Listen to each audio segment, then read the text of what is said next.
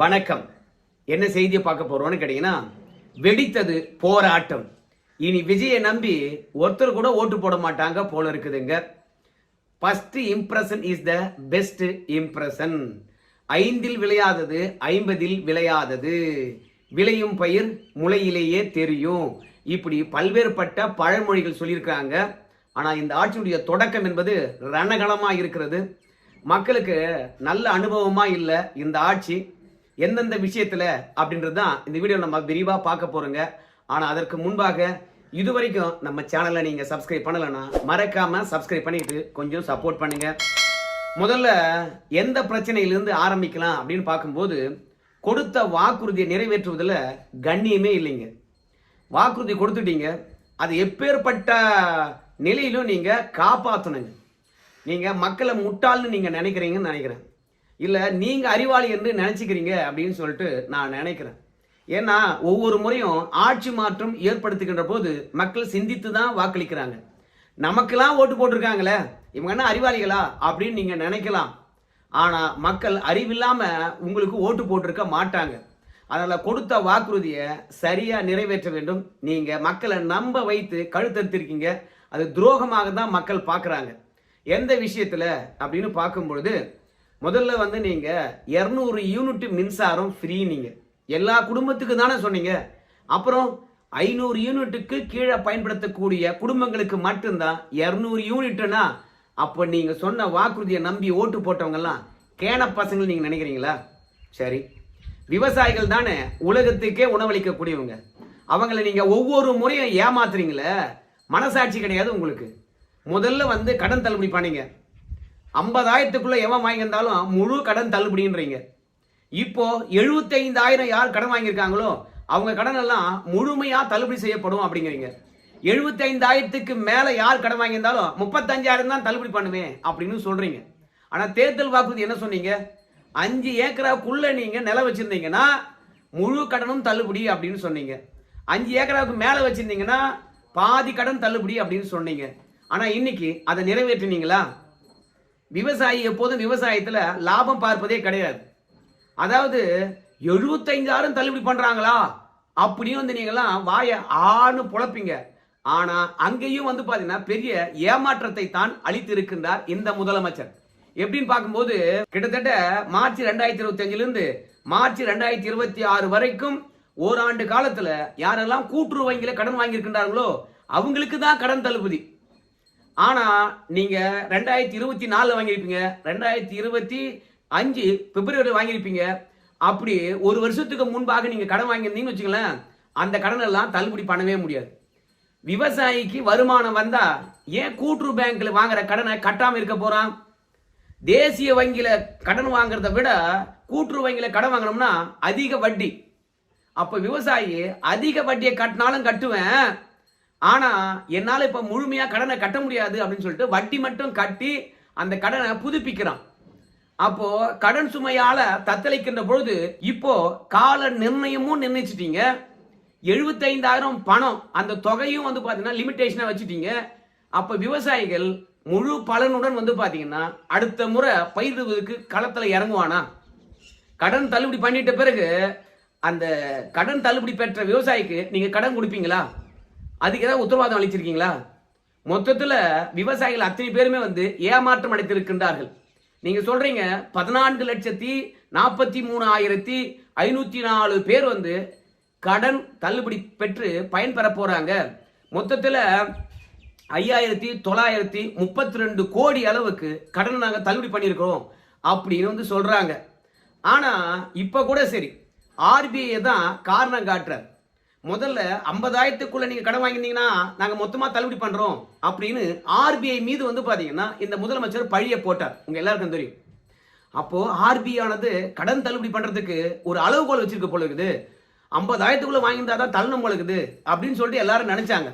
பரவாயில்ல, விஜய் அவர்கள் உண்மையை போட்டு உடைச்சிட்டாரு.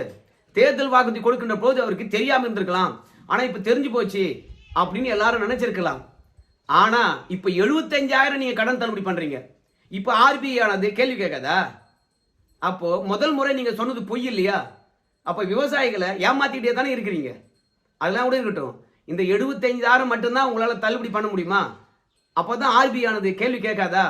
அப்படின்னா மகாராஷ்டிராவில் வந்து 37,000 கோடி அளவுக்கு கடனை தள்ளுபடி பண்ணியிருக்காங்க.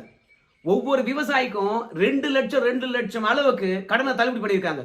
அது எந்த விவசாயியா இருந்தாலும் பரவாயில்ல, பெரு விவசாயியோ சிறு விவசாயியோ குறு விவசாயியோ எத்தனை ஏக்கரா நிலம் வச்சிருந்தாலும் பரவாயில்ல, ஒரு விவசாயி 2 லட்சம் ரூபாய் வரைக்கும் கடன் வாங்கியிருந்தீங்கன்னா அந்த கடன் தள்ளுபடி அப்படின்னு மகாராஷ்டிரா அரசாங்கமானது தள்ளுபடி பண்ணியிருக்குது.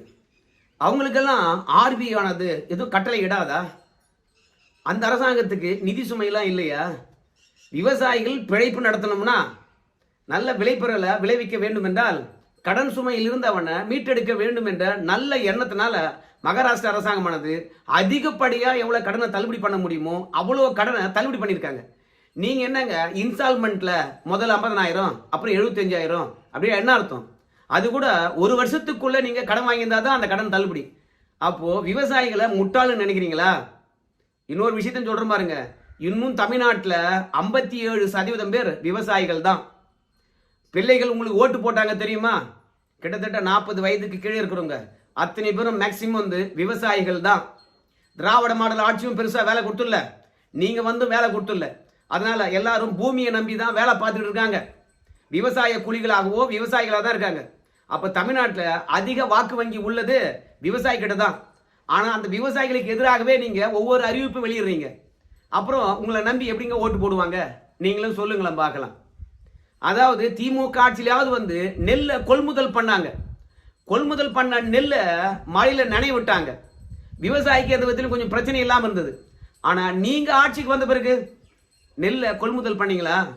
புதுக்கோட்டை மாவட்டம் முழுவதும், விழுப்புரம் மாவட்டம் முழுவதும், கள்ளக்குறிச்சி மாவட்டம் முழுவதும் அறுவடை செஞ்சிருக்காங்க. அந்த நெல்லை கொள்முதல் பண்ணிட்டீங்களா? திடீர்னு மழை வருதான், திடீர்னு காத்தடிக்குதான், என்ன பண்றது? அறுவடை செய்த நெல் மொத்தமா நாசமாகுது. மொத்தத்துல உணவளிக்கின்ற விவசாயிய நீங்க புறக்கணிக்கிறீங்க.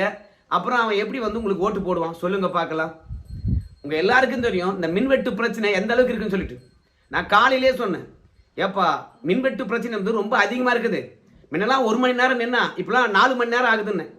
காலையில் அந்த மின்வெட்டு பிரச்சனை இருந்தது. இப்போவும் இந்த வீடியோ எடுக்கின்ற போது இப்போதும் மின்வெட்டு பிரச்சனை. இப்ப கரண்ட் எப்போ வருன்னே தெரியல. இந்த மாதிரி அறிவிக்கப்படாத மின்வெட்டினால பல தொழில் நிறுவனங்கள் பாதிப்படைது. ஒண்ணு. ரெண்டாவது, வீட்டில் இருக்கக்கூடிய எல்லா மின்னணு சாதனங்களும் பழுதாகுது. இதை பற்றி எங்கேயாவது சிந்திக்கிறீங்களா நீங்க? பல தருணத்துல நைட்ல திடீர்னு லோ வோல்டேஜ் வந்தது. அதனால ஃபேனு ஃப்ரிட்ஜ் எல்லாமே போயிடுது. ஏற்கனவே பல அரசியல் தலைவர்களை பொறுத்த வரைக்கும் இதை சுட்டி காட்டியிருக்காங்க. நிறைய பேர் வந்து நெட் கேஷ் போட்டு பொருட்களை வாங்குறது கிடையாது, இஎம்ஐல தான் வாங்கியிருக்காங்க. அப்படி கஷ்டப்பட்டு வாங்கின பொருள் பாதுகாப்பா இருக்கணும்னு ஆசைப்படுவாங்களா? இல்ல திடீர்னு வரும் கரண்ட், திடீர்னு போகும், திடீர்னு லோ பவர் வரும், இந்த மாதிரிலாம் வந்துகிட்டே இருந்தா அந்த பொருள் தாங்குமா?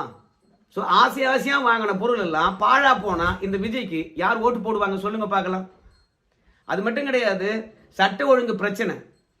நீங்க இந்த சட்ட ஒழுங்கு பிரச்சனையை திசை திருப்பத்துக்கு என்ன வேண்டுமானாலும் செய்யலாம். விஜயபாஸ்கர் அவர்கள் வந்து தன்னுடைய எம்எல்ஏ பதவியை ராஜினாமா பண்ணி விட்டார். அவர் திமுகவுக்கு போறாரா இல்ல தவேகாவுக்கு போறாரா அப்படின்னு பிரேக்கிங் நியூஸ் போடலாம். மக்களை விஜயபாஸ்கருக்கு பின்னாடி அலைய வைக்கலாம். விஜயபாஸ்கரை பற்றி ஊடகம் பேச வச்சிருக்கீங்க நீங்க. ஆனா அந்த விஜயபாஸ்கர் ராஜினாமா பண்ணதுனால தமிழ்நாட்டு மக்களுக்கு என்ன லாபம்? இல்ல அவங்கெல்லாம் உத்தமனங்களா? ஒரு தாய் நோய் வாய்ப்பட்டு விட்டா அவங்கள விட்டுட்டு ஓடுறது என்னடா லாஜிக் அது? அதனால அதிமுக தோல்வியா இருக்கின்ற தருணத்துல தலைமை மீது குற்றச்சாட்டு வச்சுட்டு அடுத்த தலைமை கிட்ட போய் வேலை பார்க்கறியே, அந்த தலைமை கிட்டையாவது விசுவாசமா இருப்பியா? ஏன்னா இதே மாதிரியான தோல்வி அந்த தலைமைக்கும் வரும். மொத்தத்துல உங்க சுயநலத்துக்கு இந்த மீடியா வந்து பாத்தீங்கன்னா தீனி போடுது, உங்களை பத்தி பேசுது, நாங்க கேட்கிறோம். அதை தாண்டி வேற என்ன இருக்குது? இன்னைக்கு டாஸ்மார்க் ஊழியர்களை பொறுத்த வரைக்கும் மிகப்பெரிய போராட்டம் நடத்திக்கிட்டு இருக்காங்க. என்ன போராட்டம் நடத்திக்கிட்டு இருக்காங்க? 10 ரூபாய் வாங்கக்கூடாது அப்படின்னு நீங்க சொல்லியிருக்கீங்க. அவங்க என்ன சொல்றாங்க? எங்க வேலையை பர்மிட் பண்றீங்க. ரெண்டாவது 1200 கோடி இத்தனை நாள் கட்சி நிதிக்காக டாஸ்மார்க்ல இருந்து போயிருந்தது, அதை நாங்க அரசாங்கத்துக்கு மாத்திட்டோம் அப்படின்னு சொன்னீங்க. ஏன்னா மாதம் 120 கோடியானது கட்சி நிதிக்கு போயிருந்துதான் திமுக அதிமுக ஆட்சி காலத்துல. ஆனா இப்ப தவேக வந்து அந்த 120 கோடி எங்களுக்கு வேணாப்பா, அப்படியே அரசாங்கத்துக்கு கஜானாக்கு அனுப்புங்க அப்படின்னு சொல்லிட்டீங்க. அப்ப இந்த 120 கோடியை வச்சு எங்களை எல்லாரையும் வந்து பாத்தீங்கன்னா பர்மிட் பண்றீங்க. தமிழ்நாடு முழுவதும் இருக்கக்கூடிய 4000 சொச்சம் டாஸ்மார்க்ல இருக்கக்கூடிய பணியாளர்களுக்கு மாசத்துக்கு 120 கோடி கூட வராது சம்பளம். மொத்தத்துல எங்க குடும்பமானது 11,000 ரூபாயில குடும்பம் நடத்தணும். அது மட்டும் இல்ல, வரவனுக்கு போறவனுக்கெல்லாம் நாங்க காசு கொடுக்கணும். ஆனா நாங்க யார்கிட்டயும் கை நீட்டி வாங்க கூடாதா? அதனால இந்த 10 ரூபாய் வாங்குறதுக்கு யார் காரணமா இருக்கிறது? இந்த ஜோசப் விஜய் தான் அப்படின்னு குற்றச்சாட்டு வைக்கிறாங்க. கஷ்டப்பட்டு உழைச்சி கவர்மெண்ட்டுக்கு பணத்தை கொடுக்கக்கூடிய டாஸ்மார்க் ஊழியர்கள் நடுத்தருவுல இறங்கி போராடுறாங்க. ஆனா போராடக்கூடாது என்று சொல்லிட்டு காவல்துறை வச்சு ஒடுக்குறது இந்த ஆட்சி தான். எத்தனையோ திரைப்பிரபலங்களை விஜய் அவர்கள் சந்திக்கிறார். சென்னை திரைப்பிரபலங்களை சந்திக்கின்றார். தொழில் நிறுவனங்களுடைய முதலாளிகளை சந்திக்கின்றார். ஆனா உங்களுக்கு மாசம் 1000 கோடிக்கு மேல வருமானத்தை நாங்க பெற்றுத்தரக்கூடிய எங்களுடைய கோரிக்கையை வலியுறுத்தி போராடினா எங்களை பார்க்க மாட்டீங்களா அப்படின்னு டாஸ்மார்க் ஊழியர்கள் பெரும் போராட்டம் நடத்திட்டு இருக்காங்க. இதே போன்று விவசாயிகள் தான் எல்லா மாவட்டத்திலும் போராட்டம் நடத்தி கொண்டிருக்கின்றார்கள். பல விவசாயிகள் கவன ஈர்ப்புக்காக சாட்டையால் அடிச்சுக்கிறாங்க. இந்த அரசாங்கமானது குறுவை தொகுப்பு என்று ஒன்று கொடுத்துருக்குது. தண்ணி இல்லாம அந்த குறுவை தொகுப்பை வச்சுக்கிட்டு நாங்க என்ன பண்றது அப்படின்னு கேள்வி கேட்கிறாங்க அவங்க. அதனால விவசாயிகளை தொடர்ந்து ஏமாத்துகின்றாங்க. விவசாயிகளும் போராடுறாங்க. அந்த குடும்பமும் நடுத்தருவில் நிக்குது. அவங்க கிட்ட இருந்து எத்தனையோ ஓட்டை இந்த விஜய் அவர்களால் வாங்க முடியும் நீங்க நினைக்கிறீங்க? டாஸ்மார்க் ஊழியர்கள் களத்தில் நின்று போராடுகின்றார்கள். அவங்க குடும்பமும் நின்று தானே போராடுது. அப்போ அவங்க கிட்ட இருந்து எத்தனையோ ஓட்டை இந்த விஜய் அவர்களால் வாங்க முடியும்? சொல்றாங்கல்ல, யாரையோ சந்திக்கிறீங்க, எங்களை சந்திக்க முடியாதா அப்படின்னு சொல்லிட்டு. ரெண்டாவது, குழந்தைகள் தான் இவங்களுக்கு எல்லாம் ஓட்டு போட்டாங்க. ஆனா அந்த குழந்தைகளுக்கு இந்த ஆட்சியில பாதுகாப்பே இல்லைங்க. அப்படி இருக்கும்போது அந்த குழந்தையை பெற்ற தாயார் ஓலமிடுகின்ற சத்தம் விஜய் அவர்களுக்கு கேட்கலையா? YCM சைலண்ட் அப்படின்னு ஒரு ஹேஷ்டேக் உருவாக்கி இன்னைக்கு டிஎம்கே காரங்க வைரல் பண்ணிட்டு இருக்காங்க. ஏன் சிஎம் அவர்களே வாயே திறக்க மாட்டீங்க? அதோட குழந்தைகளை இழந்த பெற்றோர் இருக்காங்களே, அவங்க கதறாங்க. அந்த கதறல் உங்க காதல விழலையா?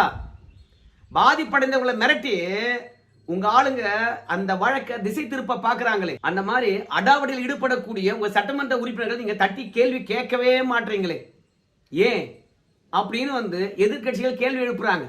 அது மட்டும் இல்ல, உதயநிதி ஸ்டாலினை பொறுத்த வரைக்கும் இன்னொரு கேள்வி கேட்டிருக்காரு. ஏயா இந்த கும்மிடி பூண்டியில 3 வயசு குழந்தைய சீரழிச்சிட்டான். குழந்தை இறந்து போச்சு, போஸ்ட்மார்ட்டம் பண்ணிட்டாங்க. ஆனால் அந்த பெற்றோருக்கு தெரியாமே அந்த குழந்தைய அடக்கம் பண்றீங்களே. அவங்க பீகார்காரங்க தான், இல்லைன்னு சொல்லல. ஆனால் அந்த பீகார்காரங்க கூட இங்க பிழைக்க தானே வந்தாங்க. அங்க சாகடிக்கப்பட்டது பிஞ்சு தானே. இந்த பிஞ்சுக்கு நேர்ந்த கொடுமை எங்களுக்கு நேராதா அப்படின்னு கும்மிடி பூண்டு மக்களே ஒட்டுமொத்தமா இறங்கி போராட்ட காலத்துல உங்களுக்கு எதிராக போராடி கொண்டிருக்கின்றார்களே. இதெல்லாம் உங்களுக்கு தெரியலையா? உங்க சட்டமன்ற உறுப்பினர் போயிட்டு அந்த குழந்தைய ரகசியமா அடக்கம் பண்றதுக்காக கட்ட பஞ்சாயத்து பண்ணிட்டு இருக்காரு. அந்த பெற்றோரை மிரட்டிட்டு இருக்காரு. இதெல்லாம் மக்கள் கேள்விப்பட்டு அந்த பெற்றோருக்கு நாங்க இருக்கிற உறுதுணையாக அப்படின்னு வாக்குறுதி கொடுத்து அந்த பெற்றோரை காப்பாற்றி கொண்டு போய் இன்னைக்கு புகார் அளிச்சிருக்காங்களே. மொத்தத்துல தவறுகளை மூடி மறைக்கின்ற வேலை தான் இருக்கு. நீங்க என்ன சொன்னீங்க? எபிசென்டான ஆபீசரை போட்டீங்க அப்படின்னீங்க. அந்த எபிசென்டான ஆபீசர்கள் என்ன வேலை பார்த்திருக்காங்க? ஸோ அதனால சிங்கப்பெண் படையானது போட்டுட்டோம், இனிமே எந்த பிரச்சனையும் வராது அப்படின்னு சொன்ன நீங்க அந்த சிங்கப்பெண் படையானது இப்ப என்ன பண்ணிருக்குது ஏதாவது கண்காணிச்சிங்களா? மொத்தத்துல இந்த தமிழகத்தில் இருக்கக்கூடிய நம்ம சிஎம் பொறுத்த வரைக்கும் மௌன விரதம் இருக்கின்றாரோ என்னவோ தெரியல. இவ்வளவு பிரச்சனை இருக்குது, எல்லாவற்றுக்கும் திசை திருப்பதற்கு ஒவ்வொரு விஷயத்தை கலப்பி விடுறாரு. ஆனா ஊடகமானது விஜய்க்கு எதிராக இருக்குது, திமுக ஆதரவா இருக்குது. அதனால இந்த விஷயங்கள் நமக்கு இன்னைக்கு தெரியுது. நாளைக்கே ஆதரவாச்சுனா இந்த ஊடகங்களுக்கு தீனி போட்டாங்கன்னா இது அத்தனையும் மறைக்கப்படும். ஆனா மறைக்கப்பட்டா விஜய்க்கு தான் ஆப்பு. திமுக எல்லா தவறுகளையும் மறைச்சிச்சு. ஆனா கடைசியில திமுக பெரிய ஆப்பா வச்சாங்க மக்கள். அதனால பிரச்சனைகள் தெளிவா தெரியுது. அந்த பிரச்சனைக்கு சொல்யூஷன் என்ன என்பதை பற்றி விஜய் அவர்கள் தீர்வு காண வேண்டும். எப்ப பார்த்தாலும் பாத்தீங்கன்னா விஜய் அவர்களை பொறுத்த வரைக்கும் விவசாயிகளையே தண்டிக்கிறார். விவசாயிகள் ஒற்றுமையா இருக்க மாட்டாங்க, ஒன்னா போராட மாட்டாங்க அப்படின்னு சொல்லிட்டு நினைக்கிறார். அதெல்லாம் கிடையவே கிடையாது. இன்னைக்கு யார் களத்துல இறங்கி அதிகமா போராடுறாங்களோ இல்லையோ, விவசாயிகள் தான் அதிகமா போராடுறாங்க. ஏன்னா வறட்சி வந்துடுச்சு, வச்ச பயிரானது காஞ்சி போச்சு. அதுக்கு நிவாரணங்கள் ஏதாவது அறிவிப்பார்னு பார்த்தா அடுத்த போகத்துக்கு பயிர் வைப்பதற்காக குறுவை தொகுப்பு என்று சொல்லிட்டு 134 கோடி ஒதுக்கியிருக்காரு. அதனால விஜய் அவர்களை பொறுத்த வரைக்கும் அனுபவம் இல்லாத காரணத்தினால விவசாயிகளுக்கு அநீதி இழைக்கின்றார். இன்னைக்கு தமிழ்நாடு முழுவதும் 3 விதமான போராட்டங்கள் நடந்து கொண்டிருக்கு. ஒன்று டாஸ்மாக் ஊழியர்கள் போராட்டம் நடத்திட்டு இருக்காங்க, ரெண்டாவது விவசாயிகள் போராட்டம் நடத்திட்டு இருக்காங்க, மூன்றாவது என்ன தெரியுமா, சட்ட ஒழுங்கு பிரச்சனை. கட்சிக்காரங்க போராட்டம் பண்ணா பரவாயில்ல, ஒவ்வொரு ஊர்லயும் வந்து பொதுமக்களே இறங்கி போராட்டம் பண்ணிட்டு இருக்காங்க. 24 மணி நேரத்துல 12 பாலியல் அத்துமீறல்கள் பட்டியலிட்டு பட்டையை கலப்புறாங்க. இதெல்லாம் ஒரு ஆட்சி அப்படின்னு சொல்லிட்டு.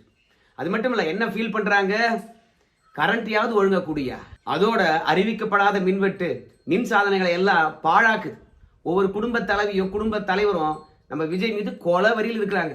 ஸோ அவங்களும் வந்து பார்த்தீங்கன்னா இரவு பகலும் பார்க்காம போராட்டம் நடத்தி கொண்டிருக்கின்றார்கள். பதவி ஏற்ற 34 நாளைக்குள்ளாக தமிழகம் போராட்ட களத்தில் தத்தளித்து கொண்டிருக்கின்ற பொழுது இந்த விஜய்க்கு யார் ஓட்டு போடுவாங்க? அதனால தான் சொன்னேன், இந்த விஜய்க்கு ஒரு ஓட்டு கூட விழாது போல இருக்குதுங்க.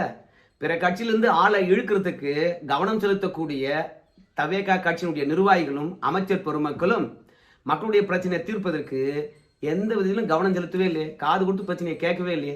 அப்புறம் இந்த ஆட்சி மீண்டும் வரும் என்று எந்த தைரியத்தில் சொல்றீங்க? இடைத்தேர்தல் வந்தா கூட யாரும் உங்களை ஆதரிக்க மாட்டாங்க பொழுது.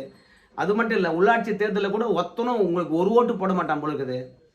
அதனால விஜய் அவர்களை பொறுத்த வரைக்கும் இந்த ஆட்சி நிர்வாகத்தை சீர் செய்ய வேண்டும். அனுபவம் மூலமாக பாடங்களை கற்றுக்கொள்ளலாம் என்பதற்காக நாங்க கிட்டத்தட்ட 5 வருஷ காலம் இந்த கொடுமையெல்லாம் அனுபவிச்சுட்டு இருக்கணுமா என்ன? விரைவாக எல்லா பிரச்சனையும் தீர்க்க பாருங்க, அப்பதான் மீண்டும் ஆட்சிக்கு வரீங்க. இல்லைன்னா தன் தலையில நீங்களே கொள்ளை கட்டி வச்சு தேய்ச்சின மாதிரி இருக்கும். சரி நண்பர்களே, இந்த வீடியோ தொடர்பாக உங்க கருத்து சொல்லுங்க. விவசாயிகளை வஞ்சிக்கலாமா? தொடர்ந்து ஏமாத்துறாரு, கொடுத்த வாக்குறுதியை நிறைவேற்றாம துரோகம் பண்றாரு, அதை பற்றி உங்க கருத்து என்ன? நன்றி.